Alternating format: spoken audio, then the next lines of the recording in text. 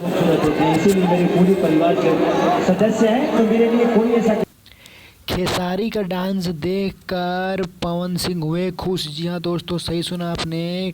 Power star Pawan Singh Khesari Lal का dance stadium में देखकर खुश हुए और उन्होंने ये कहा कि मेरा भाई, मेरा छोटा भाई नाम निकालेगा, जिनका गाना इतना हिट हो रहा है, जो पूरे स्टेडियम में, आईपीएल क्रिकेट स्टेडियम में बज रहा है।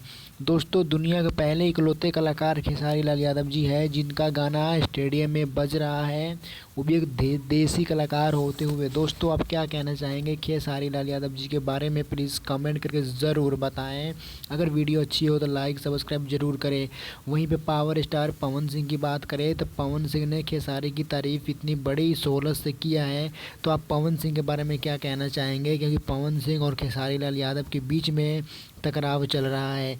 दोनों भाइयों के बीच में, बड़े भाई और छोटे भाइयों के बीच में टकराव चल रहा है। दोस्तों, अब क्या कहना चाहेंगे? प्लीज़ कमेंट करके ज़रूर बताएं। वीडियो अच्छी लगी तो लाइक सब्सक्राइब ज़रूर करें। Thank you.